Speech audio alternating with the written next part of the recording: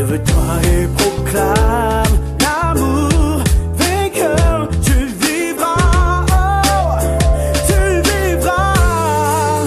Lève-toi.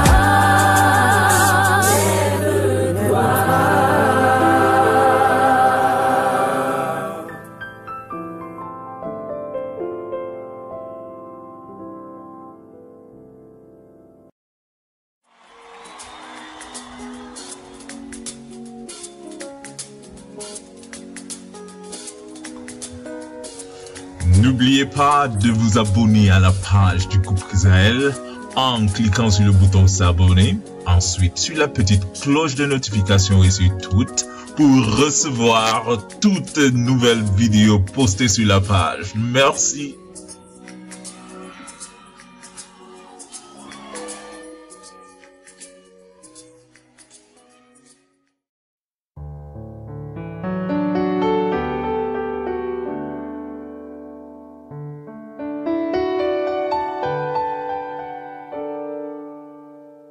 Entre tes mains, j'abandonne tout ce que j'appelle mien. Oh, ne permets à personne, Seigneur, d'en reprendre rien. Oui, prends tout, Seigneur.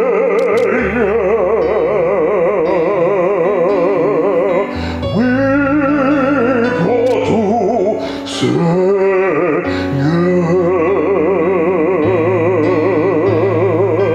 Entre tes mains, j'abandonne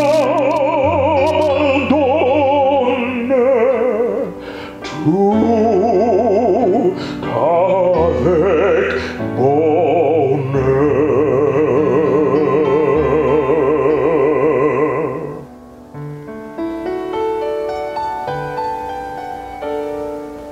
Je n'ai pas peur de te suivre sur le chemin de la croix.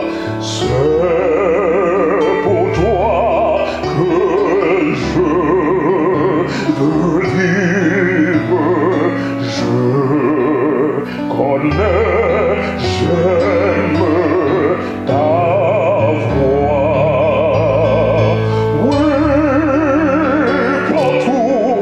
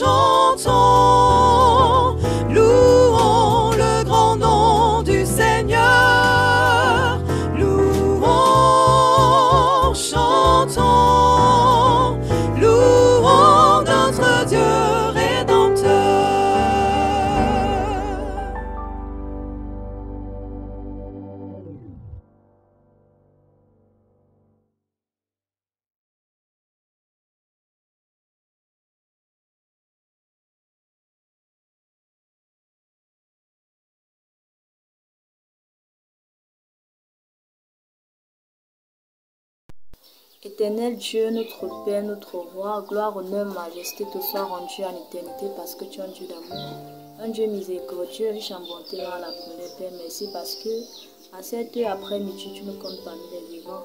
Nous sommes des pauvres pécheurs, nous péchons en acte, en pensée, en parole, de nous pardonner. Père, au moment où nous allons passer à l'étude de ta parole, nous voulons que tu envoies ton Esprit Saint afin que celui-ci puisse habiter à nous et que nous soyons concentrés et que nous puissions comprendre ta parole. Pas seulement la comprendre, la méditer aussi, la rasmer, grâce qui ne connaissent pas encore ta parole. Sois donc avec nous durant toute cette étude. Bénis-nous, assiste-nous. C'est en Jésus-Christ que nous t'avons prié. Amen.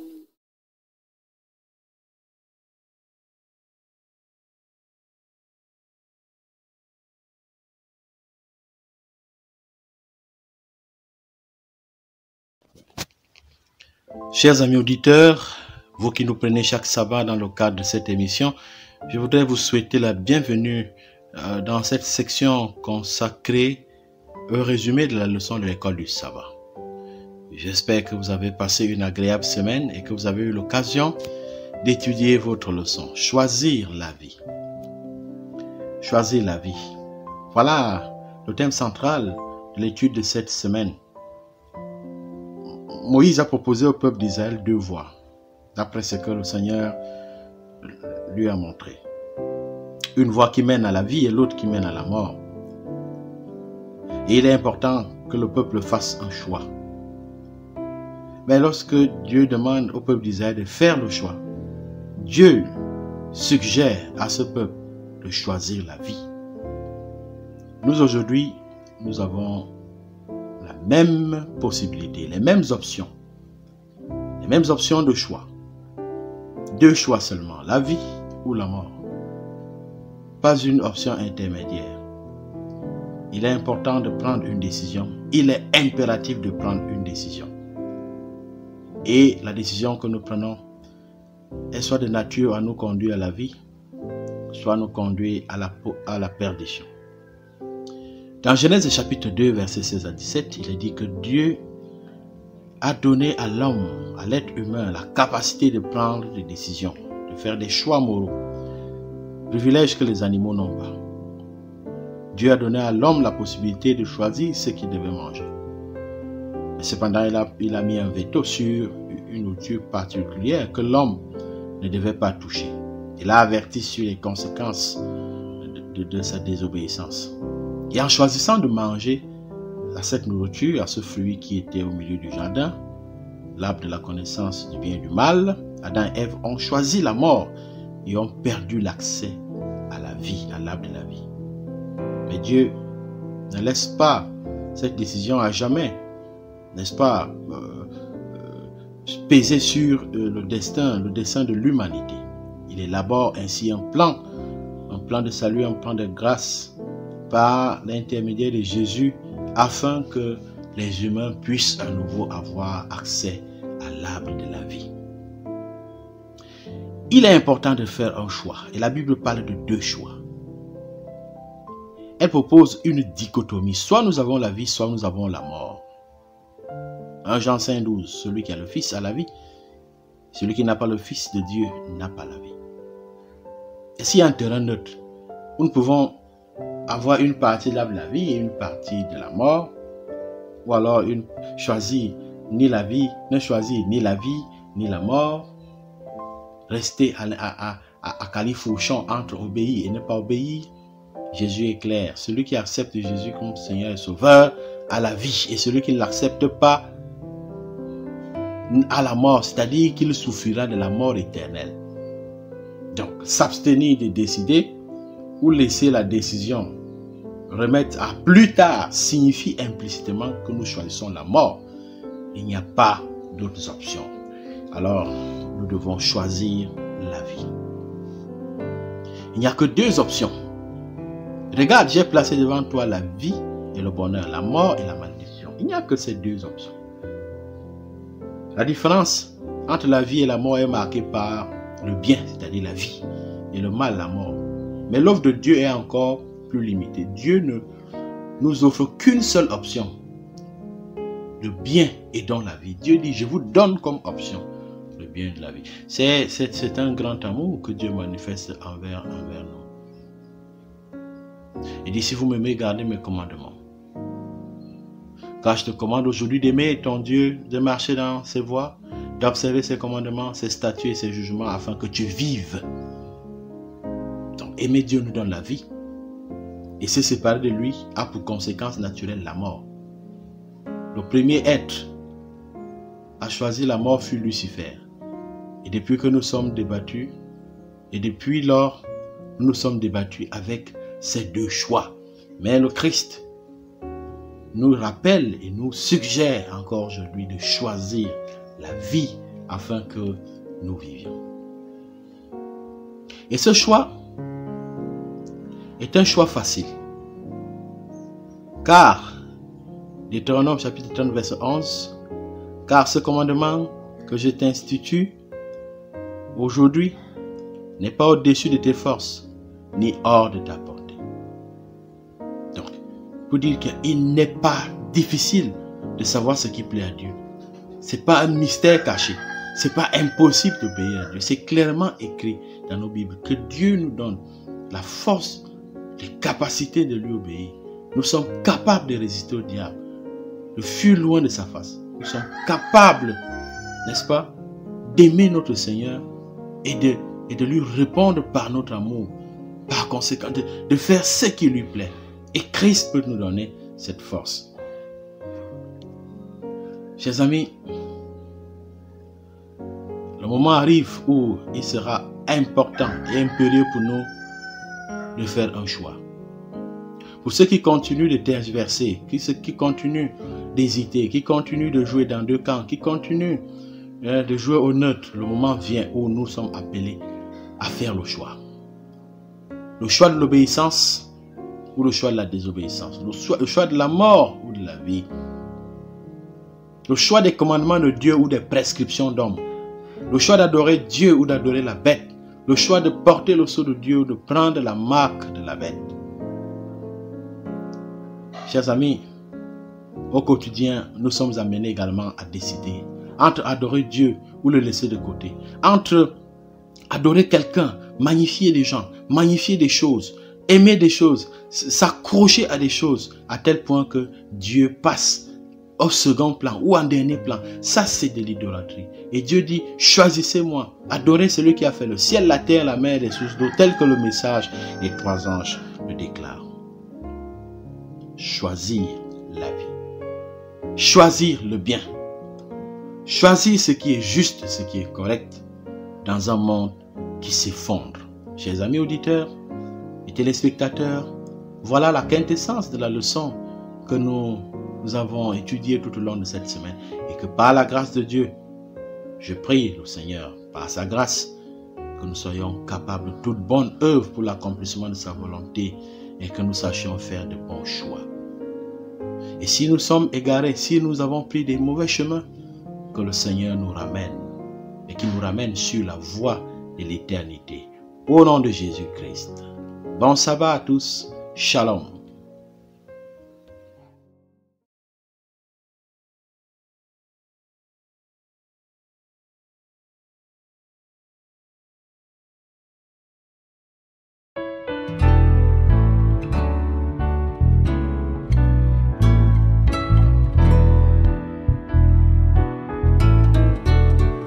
Jésus frappe à votre porte. Ouvrez.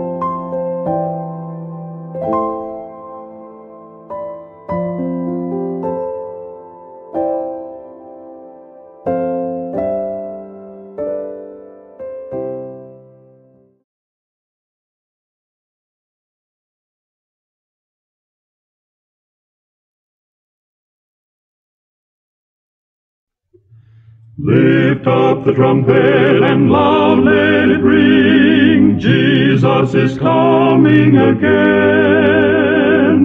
Cheer up, ye pilgrims, be joyful and sing. Jesus is coming again. Coming again, coming again. Jesus is coming again.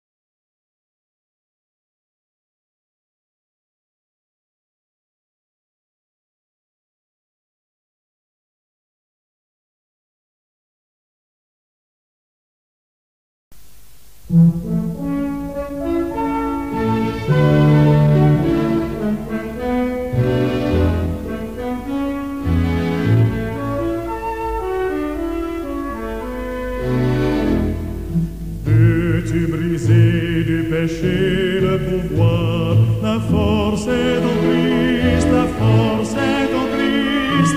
Si dans ton cœur tu veux le recevoir, la force est dans le sang de Christ. Je suis fort, fort, oui, plus que vainqueur par le sang de Jésus. Je suis fort, fort, oui, plus que vainqueur par le sang de Jésus, mon sauveur.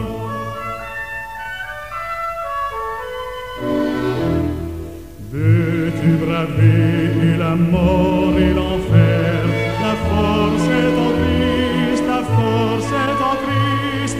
Jésus d'amour fait tomber tous tes fers. La force est dans le sang de Christ. Je suis fort, fort, oui, plus que vainqueur par le sang de Jésus. Je suis fort, fort, oui, plus que vainqueur par le sang de Jésus, mon sauveur.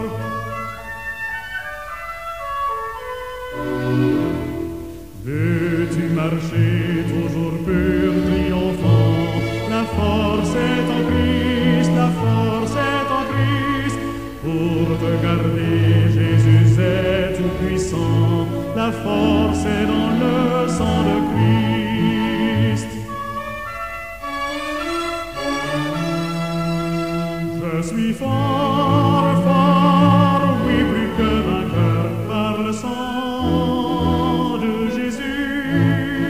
Je suis fort, fort, oui, plus que vainqueur par le sang de Jésus, mon sauveur.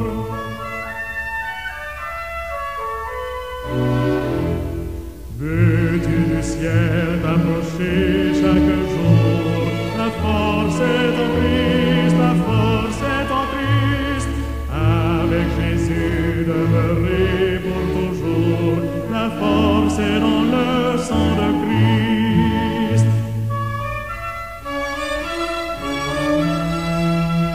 Je suis fort, fort, oui, plus que vainqueur par le sang de Jésus. Je suis fort, fort, oui, plus que vainqueur par le sang de Jésus, mon sauveur.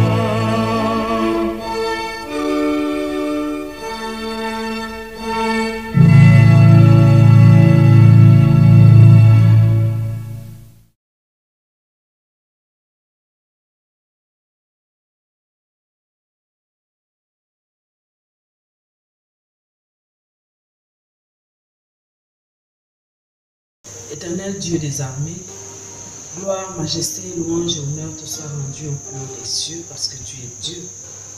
Merci infiniment, ô Dieu, parce que tu nous as encore accordé ton souffle de vie en cette matinée de sabbat. Nous voulons, Père éternel, nous humilier devant ta face pour te présenter nos fardeaux, afin que, Père, tu puisses les alléger, que tu nous pardonnes de toutes nos fautes et de tous nos manquements.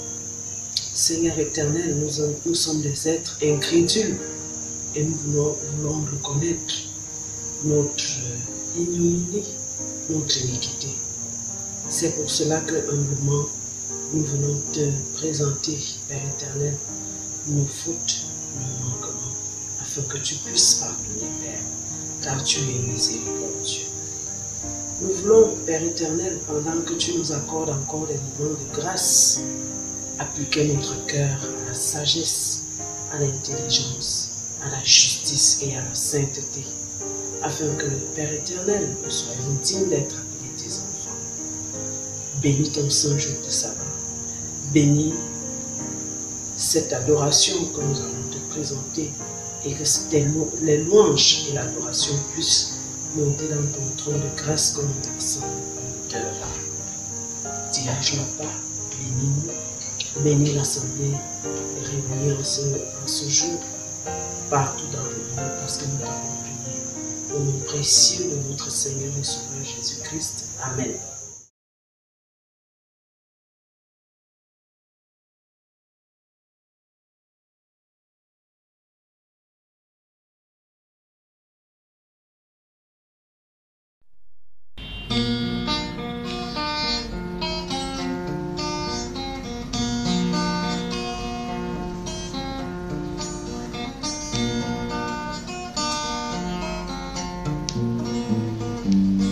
Jésus mon espérance, le fondement de toute vraie foi. Je viens sans résistance, me plier à ta sainte gloire. Jésus mon espérance.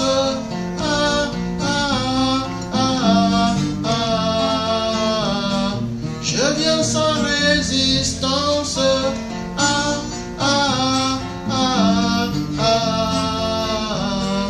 me plier à ta sainte gloire. Jour après jour, je marche avec lui, bien que les vents soufflent et secouent l'univers. Je ne crains rien, car il est mon appui. Mon Seigneur est le maître de l'univers. Oh, Jésus mon espérance, fondement de toute vraie foi. Je viens sans résistance, me plier à ta sainte gloire. Jésus mon espérance,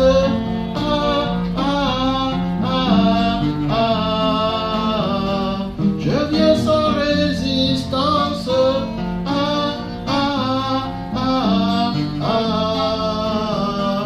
me plier à ta sainte gloire.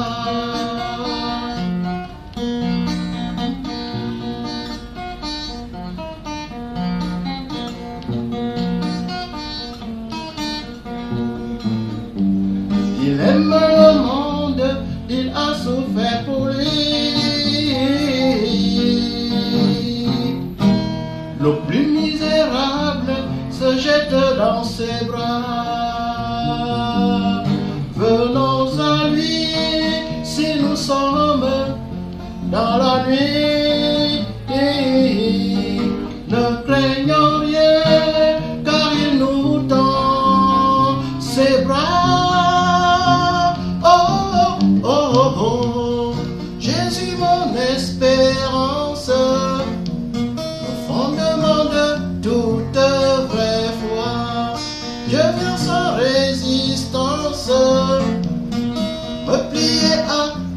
de gloire. Jésus mon espérance.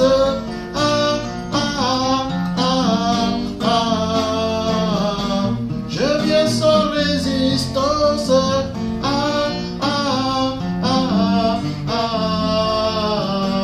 Replié à ta sainte gloire.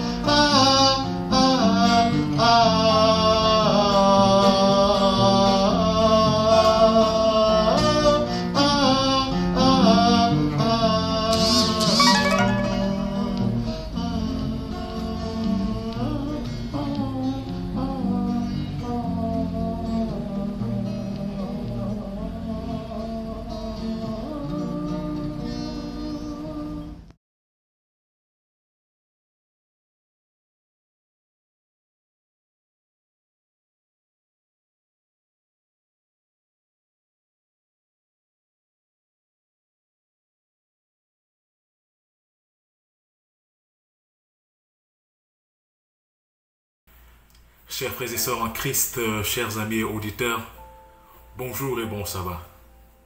C'est un privilège pour moi de pouvoir vous souhaiter une fois de plus une cordiale bienvenue à votre émission Espérance et vie. N'oubliez pas de toujours, pour ceux qui ne sont pas encore abonnés à Espérance et vie, au groupe Israël YouTube, allez-y et abonnez-vous. N'oubliez pas de cliquer sur la cloche afin que vous puissiez être toujours notifié lorsque nous publions nos émissions et ces sermons. Je disais donc le titre du sermon de ce sabbat 20 novembre 2021 est le but qui donne la victoire. Le but qui donne la victoire. Prions. Merci Saint-Esprit pour tes bienfaits. Nous te demandons sincèrement pardon. Pardonne-nous Seigneur. Pardonne-nous nos péchés. Efface nos transgressions. Efface nos iniquités Seigneur. Saint-Esprit, prends possession de moi. Et parle à ton peuple. Prends possession de tes enfants. Et fortifie-nous Seigneur. Apprête-nous pour recevoir les multiples bénédictions que tu as prévues pour nous aujourd'hui. Parce que nous t'avons prié et demandé toutes ces grâces au précieux nom de Jésus-Christ. Amen. Le but qui donne la victoire. Un jour, dans mon village maternel, il y avait un grand championnat. Et le village de ma mère, ma feu-mère, l'équipe du village de ma feu-mère était une équipe très solide. Et pendant ces vacances, nous sommes partis passer quelques temps chez nos oncles maternels. Il y avait donc ce grand championnat du village, comme vous le savez. Pendant les vacances, les jeunes rentrent au village et il y a ces championnats de village. Et l'équipe du village de ma mère, chez mes oncles maternels, était donc qualifiée pour la finale, la grande finale. Et elle devait jouer contre un autre village et qui était aussi avait une très forte équipe, une équipe très solide. Et voici donc le jour de la finale. Nous nous déplaçons parce que la finale avait lieu dans un autre village, là où on organisait le championnat. Et nous étions donc en train de marcher pour partir. Et alors, il y a un oncle du village qui était infirme, lépreux, et lui aussi, il s'est décidé d'aller voir le match de football, la finale. Il ne pouvait pas accepter que lui va rester au village pendant que tout le monde, presque tout le monde, est en train de partir pour voir la finale, soutenir, supporter l'équipe du village. Et le voici qui peine, mais il avance, il avance, il avance. Parfois, lorsqu'il est fatigué, les autres cousins du village le portent. Le village maternel le porte pour aller au stade de foot. Arrivé donc au stade de foot, or, son petit frère était le numéro 9 de l'équipe du village. Alors, il avait confiance en son petit frère. Il savait que son petit frère était un grand joueur, un grand attaquant, un grand numéro 9. Et il savait que son petit frère pouvait faire la différence. Nous voici donc au stade. Le match, avant que le match ne commence, nous étions là, le fan club du village, en train de crier, d'encourager, de motiver l'équipe du village, juste avant que le match ne commence. Et cet oncle qui était infirme et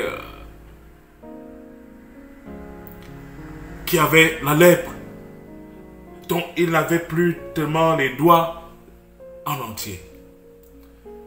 Et il était donc court. Et voici donc, à côté de lui, il y avait un costaud. Il dit bien un costaud. Grande taille, costaud, musclé.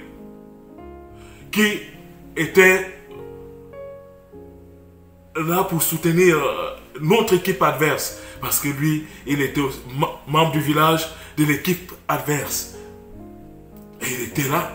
Et il regarde cet oncle-là qui était court et lépreux, infime. Il dit, mais toi, tu es venu faire quoi? Tu es venu chercher quoi ici au stade? Hein?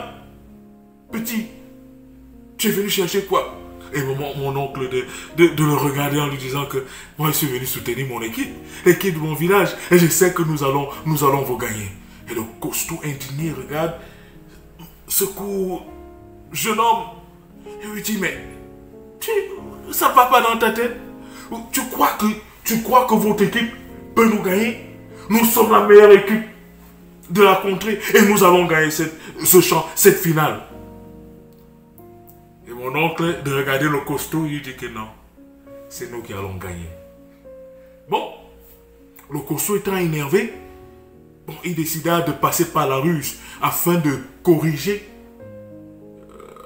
cet oncle infirme. Il dit donc à cet oncle infirme, bon, nous allons faire ceci. Si l'équipe qui marque, si c'est mon équipe qui marque le but, je vais te cogner sur la tête durement. Et si c'est ton équipe qui marque, tu vas me cogner sur la tête durement.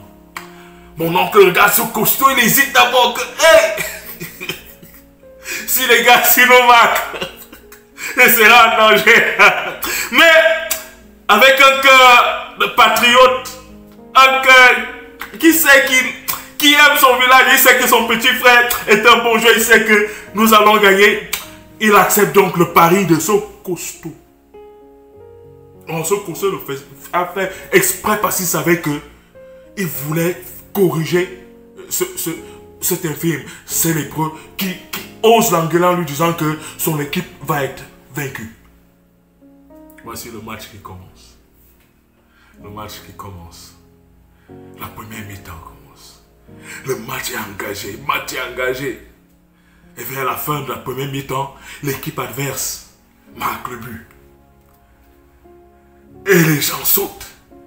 Et mon oncle est inquiet. Et les gens qui suivaient le débat entre mon oncle et ce costaud, ils avaient pitié de mon oncle parce qu'ils savaient que ce costaud va se venger sur mon oncle. Et le costaud arrive. Il dit, bon, nous nous sommes entendus. Et il a frappé dur sur la tête de mon oncle. Bon! Mon oncle fait aïe! Mais il supporte. Il a fait comment? Il a accepté le défi. Il doit s'assumer ses engagements. Et personne ne peut venir défendre comme ça parce que tout le monde était là. C'est du moins ceux qui étaient autour. Ils étaient là témoins de l'engagement de mon oncle. Bon, il ne pouvait pas intervenir. Parce que lui-même, il acceptait que si l'équipe adverse marque un but, le Kosso va cogner sur sa tête. Et voici, bon, sur la tête, mon oncle faisait. La douleur est intense, mais il est obligé de supporter. Le match, la première mi-temps finit 1-0. La deuxième mi-temps commence. Vers le milieu de la deuxième mi-temps, l'équipe adverse marque encore le deuxième but. 2-0. Les gars sont en train de crier au stade et nous sommes tranquilles. On ne sait pas quoi faire. Et mon oncle qui est désemparé parce que le premier coup qu'il a reçu l'a d'abord bien sonné. Et voici encore le deuxième but qui entre. Il est meurtri. Et le costaud n'a pas pitié. Le costaud n'a pas pitié. C'est-à-dire que c'était une forme de vengeance pour lui. Que c'est un film qui vient oser l'engueuler en disant que son équipe est inférieure. Le costaud est venu. A cogné dur sur la tête de mon oncle. Il veut pleurer, mais il doit faire la résistance. Il ne doit pas pleurer, mais la douleur est tellement intense. Les gens veulent intervenir, mais on ne peut pas intervenir parce que les gens étaient témoins de l'engagement entre mon oncle, l'épaule infime et ce costaud. Et le costaud n'a pas eu pitié de mon oncle. Au deuxième but, il a cogné dur. Et mon oncle a supporté la douleur. On va faire comment? Est-ce que tu vas le tuer? On est obligé de regarder. Vers la 80e minute, un gars du village, le numéro 10 de l'équipe de mon village, réduit le score. Nous sommes contents, nous sommes contents. Et le costaud regarde mon oncle regarde le costaud. Le costaud s'attend à ce que mon oncle vienne le cogner aussi. Mais vous voyez, mon oncle est court. Et le costaud, comment? Il fallait peut-être que les gens soulèvent mon oncle, portent mon oncle, afin qu'il cogne aussi sur la tête du costaud. Mais mon oncle n'a rien demandé. Il n'a pas réagi parce qu'il savait que c'était pas encore la fin du match. Pour lui, l'essentiel, il était concentré. Parce que pour lui, l'objectif est qu'il faut que l'équipe du village marque et gagne. Égaliser ou bien réduire le score n'est pas la victoire. Mes frères et sœurs, dans la vie, parfois, le plus important n'est pas de réduire le score. Le plus important est de marquer le but qui donne la victoire. Donc mon oncle n'était pas satisfait de la réduction du score. Il ne se préoccupait même pas de ce géant. Pour lui, il était concentré parce qu'il espérait que l'équipe égalise et marque. Or, c'était 2-1. À la 89e minute, un défenseur, il y avait un corner. Et un défenseur, notre numéro 5 du village, a sauté. Il a égalisé. Tout le monde est en train de sauter, crier. Nous sommes dans la joie. Égalisation, égalisation. Tout le monde se tourne vers mon oncle parce qu'ils savent qu'ils veulent que mon oncle se venge. Afin qu'il cogne aussi le costaud. Le costaud regarde mon oncle le regarde. Et tout le monde s'attend à ce que mon oncle réagisse. Mais non, mon oncle ne regardait même pas ce costaud. Il n'avait pas le temps de ce costaud. Parce que c'était 2-2. Or, pour lui, il faut que le village gagne. Parce que ça, c'est pourquoi il est venu. C'est pourquoi il a souffert, il a marché pour venir voir, soutenir l'équipe du village afin que nous puissions gagner. Nous étions 2-2. Ce n'était pas ça. Pour lui, le village doit gagner. Prolongation. J'ai dit que le titre du sermon, c'est quoi? Le but qui donne quoi? Qui donne la victoire. Prolongation. 91e minute. On a donné 3 minutes. 3 minutes de temps additionnel. 92e minute. Un centre à retrait tombe sur la balle, tombe sur la poitrine du numéro 9, le petit frère de mon oncle le frère. Et il a récupéré sur la poitrine. Bam! tiré but. Score de 3-2, tout le monde saute. Nous sommes dans la joie. Wow, vous connaissez ce que ça peut faire que vous étiez mené 2-0 et jusqu'à la fin du match, vous êtes toujours mené et à 10 minutes, vous égalisez et au temps additionnel, vous marquez le but. Dès que le petit frère de mon oncle a marqué, tout le stade était dans la joie. Tout le monde, on s'est mis à courir partout. Et c'est là où, c'est comme si tous les supporters du stade étaient informés de l'histoire entre mon oncle et ce costaud. Et tout le monde se regarde, se tourne vers mon oncle. Parce que dès que le petit frère de mon oncle a marqué le but de victoire, le but qui donne la victoire, mon oncle a sauté. Et les gars sont allés porter mon oncle. Ils les ont portés, ils sont allés vers ce costaud. Le costaud ne pouvait pas fuir parce qu'il devait aussi respecter ses engagements. Et je vous dis, les gens, les peu qui marchent là sur le goudron, parfois c'est avec les mains. Les doigts sont déjà coupés, sont déjà durs comme des pierres. Mon oncle a fait son doigt comme ça, sa main comme ça. Les gars ont porté mon oncle. Le costaud ne pouvait pas fuir. Lorsque le costaud a vu les doigts de mon oncle, il a dit que oh, c'est le fer qui va être... C'est le fer qui va frapper ma tête. Les gens ont dit que non, non, tu ne fuis pas. Tu as donné 2 coups terribles sur la tête de ce monsieur. Non, il doit te donner 3 coups. Et on soulève dans mon oncle. Et le conseiller là inquiet, assis par les doigts cassés, brisés, endurcis par le sol et le goudron. Mon oncle commence à s'apprêter pour cogner le costaud. Alors que le costaud était inquiet. On a soulevé mon oncle. On s'approche pour qu'il cogne ce costaud. Et mon oncle de regarder le costaud lui dit que, petit, vas-y. Nous étions tous surpris. Mon oncle a dit non. Pour moi, le plus important, c'était la victoire. Alléluia. Pour moi, le plus important, c'était la victoire. Et je suis venu parce que mon petit frère, le numéro 9 de mon équipe, l'équipe de mon village, je savais qu'il allait faire la différence. Et il a fait la différence. À la 93e minute, il a marqué le but qui donne quoi? La victoire. Alléluia. Il a dit à ce costaud, petit, vas-y. Et nous étions surpris. Ça m'a donné une leçon. Et c'est pourquoi j'ai donné le titre du sermon. Le but qui donne quoi? La victoire. Le but qui donne la victoire. Mon frère, ma soeur, nous sommes dans un championnat de la vie. Tu es engagé dans un match de ta vie où parfois l'ennemi marque des buts dans ta vie. L'ennemi marque des buts.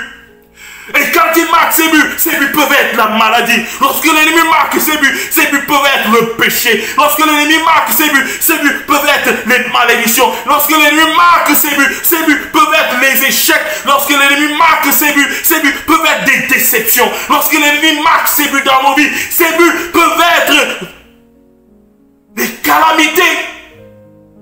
Et nous sommes dépassés.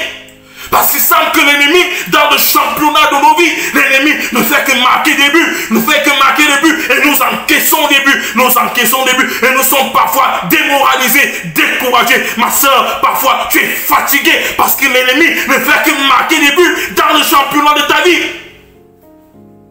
Pendant que tu joues ce championnat, il semble que tu ne parviens même pas à égaliser, à réduire le score du championnat de ta vie. Mon frère, pendant que tu joues le championnat de ta vie, il semble que tu es incapable de marquer des buts. Tu es incapable de progresser. Tu es incapable d'avancer. Et l'ennemi, l'équipe des puissances des ténèbres est rassemblée pour davantage marquer des buts dans nos vies. J'ai dit le titre du sermon, c'est quoi? Répétez avec moi. Le but qui donne quoi? La victoire.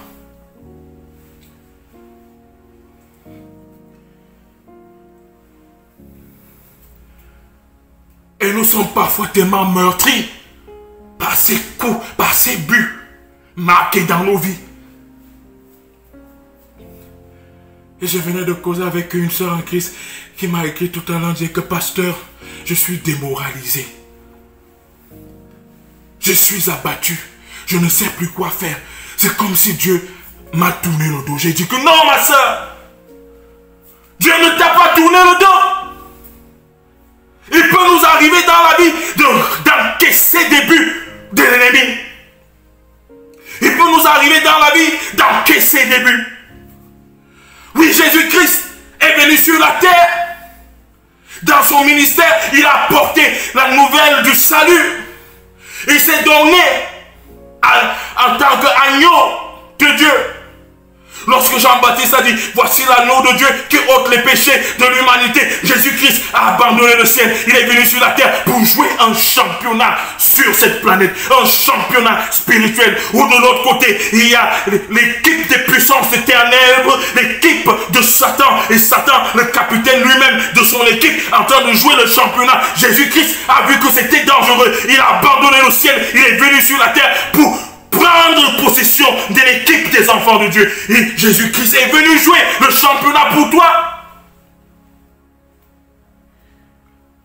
Il est venu jouer ce championnat pour moi.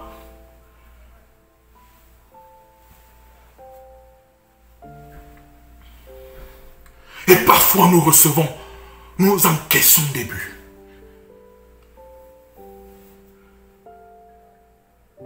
Mais comme cet homme infime qui a reçu le premier coup, qui a reçu un deuxième coup dur, mais il était concentré.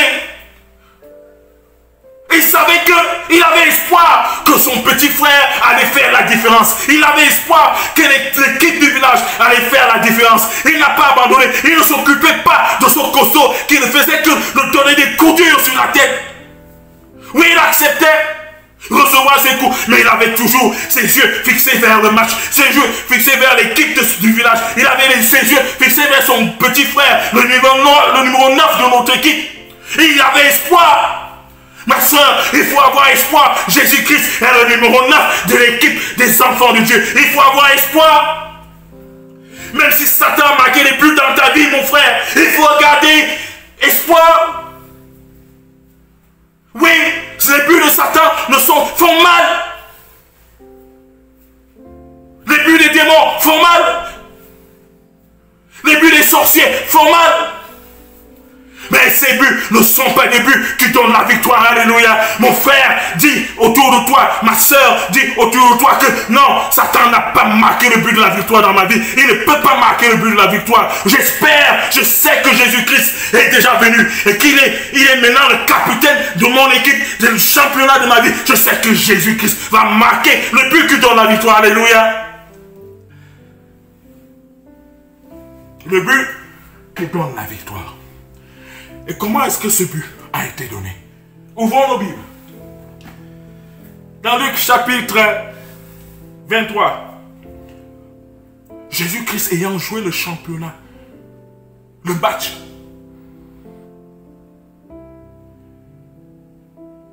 chapitre 23, verset 46. Luc 23, verset 46. Jésus-Christ s'écria d'une voix forte, « Père, je remets mon esprit entre tes mains. » Et en disant ces paroles, il expira. Alléluia. Lorsque Jésus-Christ expira, il mourut.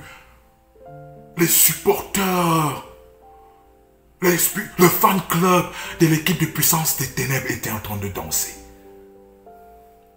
Satan lui-même ne comprenait rien du tout du mystère du salut.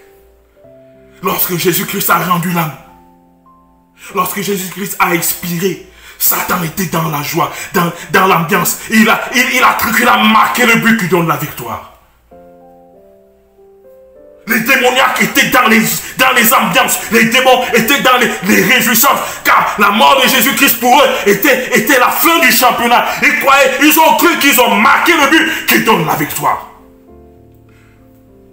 Lorsque les soldats romains ont transpercé Jésus-Christ, ils étaient contents. Lorsqu'ils ont mis sur sa tête une épine, une couronne d'épines. Lorsqu'on l'a flagellé avec les coups, ils ont cru. Ils ont cru qu'ils avaient marqué le but qui donnait la victoire. Et leur capitaine Satan était dans les réjouissances. Oh là là, ils se sont trompés.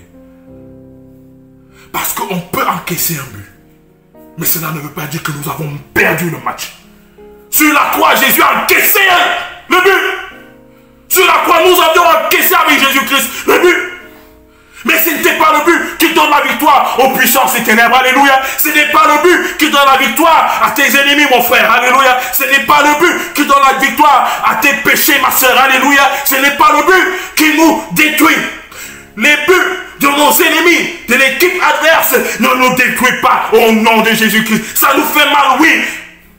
Mais restons concentrés parce que le match n'est pas encore fini. Restons concentrés parce que le championnat n'est pas encore fini. Restons concentrés parce que Dieu, qui est l'arbitre divin, n'a pas encore sifflé la fin du match. Alléluia. Alléluia. Dis avec moi, Dieu n'a pas encore sifflé la fin du match de ma vie. Dieu n'a pas encore sifflé la fin du match de ma vie. Dieu le Père n'avait pas encore sifflé la fin du match. Aussi longtemps qu'il y a la vie, il y a espoir, mon frère. Aussi longtemps que tu es vivante, il y a espoir, ma soeur. Aussi longtemps que nous sommes en vie, il y a espoir. Aussi longtemps que nous sommes en vie, Dieu n'a pas encore sifflé la fin du match de nos vies. Alléluia. Alléluia. Dis encore avec moi. Dieu n'a pas encore sifflé la fin du match de ma vie. J'attends le but qui donne la victoire. Alléluia. Alléluia. Et dimanche matin, et le dimanche matin après la crucifixion, alors que les puissances des ténèbres étaient dans les réjouissances, alors que Satan était content, croyait qu'il a tué le Fils de Dieu. Attention, regardez bien ce que le verset dit. Jésus a fait quoi? A rendu l'âme. Ça veut dire que ce n'est pas quelqu'un qui a enlevé le souffle de vie. C'est Jésus lui-même, volontairement, qui a fait quoi? Voyez la différence. Jésus cria d'une voix forte, Père, je remets quoi? Mon esprit entre tes mains. Ce n'est pas quelqu'un qui a enlevé le souffle de vie de Jésus. Jésus lui-même. Comme en anglais on dit, at the fullness of time, Christ gave his life. At the fullness of time, Christ gave his life. Au moment M, au temps T, Jésus-Christ a dit, et tout est accompli. Je remets mon esprit entre tes mains, Père. Lorsque Jésus donc a expiré, les puissances des ténèbres, les supporters des puissances des ténèbres, les fan clubs des puissances des ténèbres, l'équipe adverse était dans les réjouissances alors que le match n'était pas encore fini. La mort de Christ n'était pas la fin du match, n'était pas la fin du championnat, alléluia. C'était la résurrection de Christ, alléluia.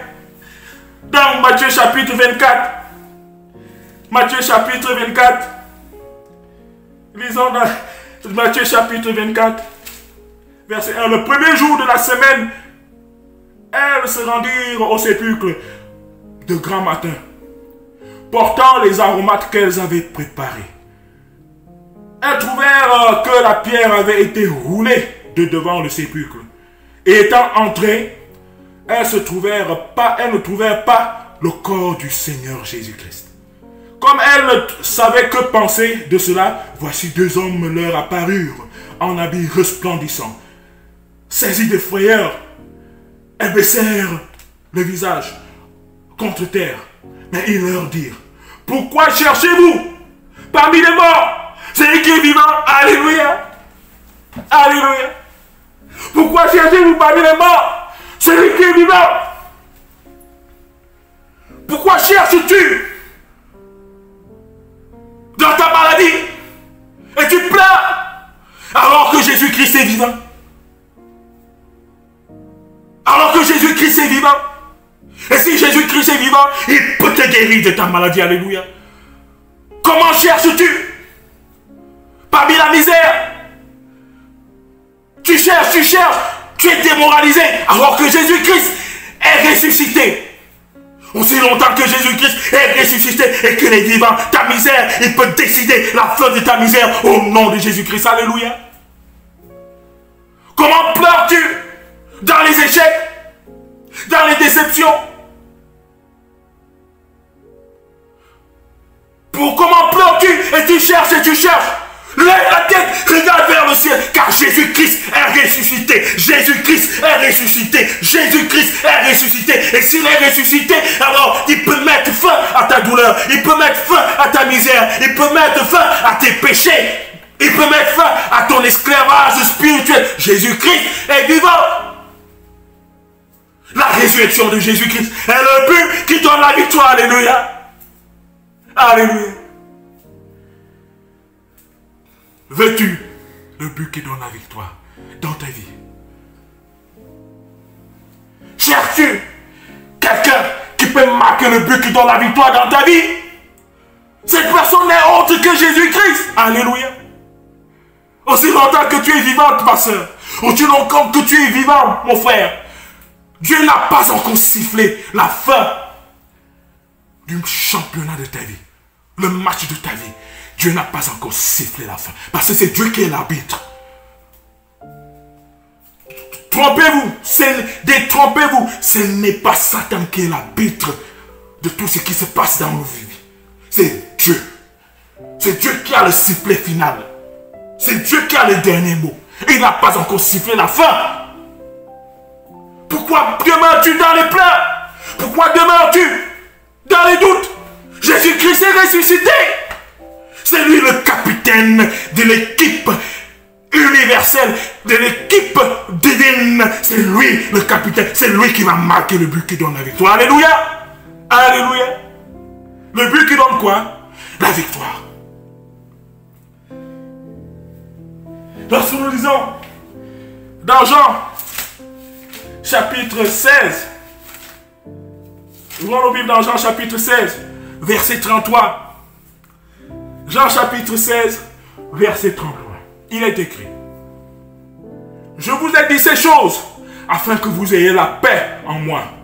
Vous aurez des tribulations dans le monde, mais prenez courage, j'ai vaincu le monde. Alléluia. Oui, Jésus-Christ a vaincu le monde. Alléluia. Et parce que tu es fille de Jésus-Christ, parce que tu es fils de Jésus-Christ, tu vaincras. Alléluia. Au nom de Jésus-Christ. Tu seras guéri au nom de Jésus-Christ. Tu auras ton mari au nom de Jésus-Christ. Tu auras ta femme au nom de Jésus-Christ. Tu auras tes enfants au nom de Jésus-Christ. Tu auras ton emploi au nom de Jésus-Christ. Tu auras tes bénédictions au nom de Jésus-Christ. Tes péchés sont pardonnés au nom de Jésus-Christ. Crie vers lui et il pardonne. Il te pardonne. Il te relèvera de cet esclavage spirituel. Jésus-Christ est celui qui marque le but, qui donne quoi? La victoire. Alléluia. Et voici le match qui a commencé. Mesdames, Mesdemoiselles, Messieurs, nous voici dans le stade universel. Et le match est sur le point de commencer. Nous avons l'équipe adverse qui est constitué de Satan, le capitaine de son équipe, du démon de la fornication comme 10, du démon de l'adultère comme 11, du démon du vol comme gardien de but, du démon de l'hypocrisie comme numéro 5, du démon de la vantardise comme numéro 6. L'équipe adverse est constituée de Satan et des démons. Ils sont là, ils sont prêts et ils s'échauffent. Le match est sur le point de commencer. Mesdames, Mesdemoiselles, Messieurs, chers spectateurs, le match universel est en train de commencer. L'adversaire est là, il s'entraîne ici et le stade est presque plein. Presque plein des supporters des ténèbres. Et mesdames, Mesdemoiselles, Messieurs, nous voyons de l'autre côté aussi l'équipe des élus, l'équipe des serviteurs de Dieu, l'équipe des servantes de Dieu, l'équipe des enfants de Dieu. Ils sont là pleins de la bonté, de la charité. Et il y a l'ange Gabriel qui est là. Jésus-Christ, on regarde, Jésus-Christ n'est pas encore dans l'équipe. On voit Jésus-Christ qui est plutôt le coach. Et nous voyons le Père Abraham qui est le numéro 9. Nous voyons Salomon qui est le numéro 10. Nous voyons aussi l'apôtre Paul qui est le gardien de but. Nous voyons l'apôtre Pierre qui est l'ailier gauche. Et nous voyons aussi les chrétiens qui sont là, qui forment l'équipe des élus. Le match, et Dieu le Père est en train de siffler Pierre. Le match a commencé, et ça se joue, et voici la balle, le démon de la fornication qui donne la passe au démon de l'adultère, qui tête, et le démon du mensonge qui tête des hommes. Mais demoiselles, messieurs, c'est grave, le démon du vol a marqué le but, et les enfants de Dieu sont inquiets. Qu'est-ce qui se passe? Ils veulent se décourager. Mais Jésus-Christ, qui est le coach, envoie ses anges pour dire non. Dites aux enfants de Dieu, dites à mes enfants que non, ce n'est pas la fin. Qui se calme, qui ne craignez rien. Le match continue, et la fornication qui donne passe à l'hypocrisie qui dribble la bonté, les gens sont en train de pourrir. Le fan club des puissances et ténèbres est en train de pourrir, c'est dangereux. 2-0, l'équipe des puissances et ténèbres, 2. Et l'équipe des enfants de Dieu, 0. Et les enfants de Dieu sont presque démoralisés. La mi-temps arrive. Les puissances des ténèbres, 2. Et les puissances de la lumière, 0. Et le père Abraham qui vient, qui voit la sœur Yvonne, qui voit le frère Jacob, qui voit le frère Clément, qui voit la sœur Madeleine, et le père Abraham qui dit non, gardons la foi. Car la foi est une ferme assurance des choses qu'on espère, une démonstration de celles qu'on ne voit pas. Nous allons entamer le deuxième match. Et Jésus-Christ qui est coach, il a dit que non, ça va aller les enfants. Car soyez persévérants. Il peut arriver que vous encaissiez des buts, mais ce n'est pas encore la fin. Parce que Dieu n'a pas encore sifflé la fin du match. La deuxième mi-temps commence. Et les puissances et ténèbres sont contents. Ils entrent dans le terrain. Et le match est relancé. Deuxième mi-temps.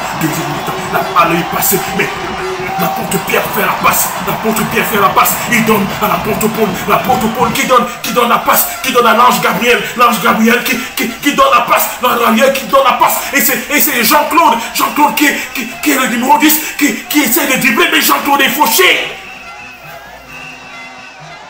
Coup franc.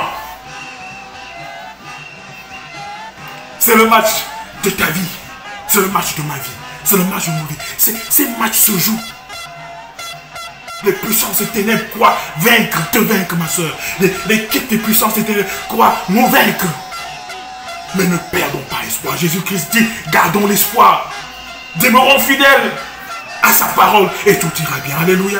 Mais parfois, nous les humains, nous pouvons jouer comme nous pouvons, mais avec nos forces, mais nous ne pouvons pas égaliser. Nous ne pouvons pas égaliser. Et Jésus-Christ, on voit Jésus-Christ qui enlève le maillot de coach d'entraîneur. Il dit donnez-moi le numéro 9. Il prend le brassard numéro 9. On le met capitaine. Les gens sont en train de crier. Satan est en train de trembler parce qu'il sait que Jésus-Christ qui vient maintenant jouer. Il abandonne sa position de coach pour maintenant jouer. Satan est en train de trembler. Les démons sont en train de trembler. Les sorciers sont en train de trembler. Parce qu'ils savent que Jésus-Christ est le véritable buteur. Le dangereux, le dribbleur, il va marquer, il va égaliser. Et le match continue à la 89e minute. Jésus-Christ marque, les gens sont en train de danser, les puissances et lumières sont en train de danser. À la 90e minute, Jésus-Christ, plongeant, il marque l'égalisation. Et Satan est en train de trembler. Les chaînes des ténèbres sont en train d'être libérées, brisées, parce que Jésus-Christ marque. Et nous sommes maintenant en prolongation. Deuxième minute, après les prolongations, Jésus-Christ dribble et il fait.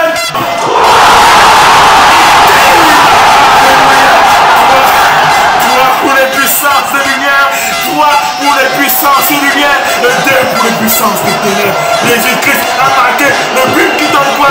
La victoire, alléluia. Mon frère, cette illustration est pour te faire comprendre. Ma soeur, cette illustration est pour nous faire comprendre Mais c'est Jésus-Christ qui marque le but. Es-tu affligé? Appelle Jésus-Christ. Jésus-Christ marquera le but qui donne la victoire dans ta vie. Es-tu fatigué, déçu? Appelle Jésus-Christ. Jésus-Christ va marquer le but qui donne la victoire dans ta vie. Es-tu une Bayam Salam, un homme d'affaires et rien ne marche? Appelle Jésus-Christ. Sois fidèle. Jésus-Christ marquera le but qui te donnera la prospérité et le succès. Es-tu esclave du péché? Appelle Jésus-Christ. Jésus-Christ, le numéro 9 de l'équipe divine. Il viendra et marquera le but qui donne la victoire dans ta vie. Alléluia. Appelons Jésus-Christ parce que lui, il ne rate jamais. Il est le fin dribbleur. Il est le fin numéro 9, le fin attaquant. Et il va marquer, quelles que soient les situations. Et voilà, c'était la fin. Et le Père siffle. Le match universel est fini. Jésus-Christ est en train, le Père est en train de descendre des cieux avec Jésus-Christ et les anges. Ils viennent récompenser les enfants de Dieu qui ont joué le match avec Jésus-Christ comme capitaine. Alléluia. Le but qui donne la victoire. Que l'Éternel t'aide, ma soeur. Que l'Éternel t'aide, mon frère, à rester dans l'équipe des puissances de lumière. Oui, il peut nous arriver de recevoir des coups. Il peut même nous arriver de mourir. Mais qu'est-ce que la mort pour un enfant de Dieu? La mort, c'est comme un repos. Car Jésus-Christ reviendra. Et les morts en Christ ressusciteront premièrement. C'est ce que dit la Bible. Et avec ceux qui sont vivants, les justes qui sont vivants, en un clin d'œil, nous envolerons dans les cieux pour la rencontre de notre Père, le capitaine de l'équipe des puissances de la lumière, des puissances de la bonté. Alléluia.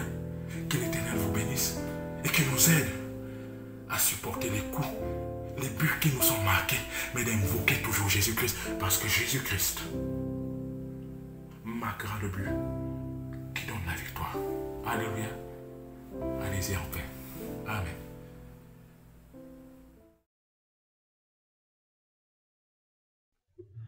Lift up the trumpet and loud let it ring. Jesus is coming again.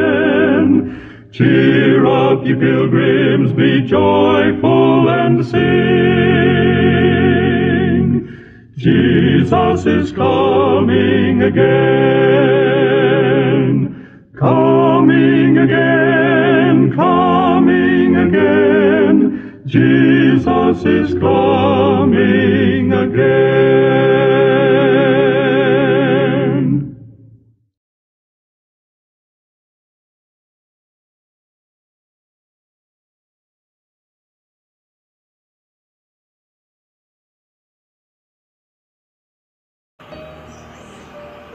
Que l'Éternel fasse lui sa face sur toi et qu'il t'accorde sa paix. Que l'Éternel tourne son regard vers toi et t'accorde sa grâce. La grâce d'exceller dans tout ce que tu entreprends. La grâce de supporter toutes les difficultés que tu as. Que dès maintenant, béni soit ce qui te bénit et maudit soit ce qui te maudit. Au nom de Jésus-Christ.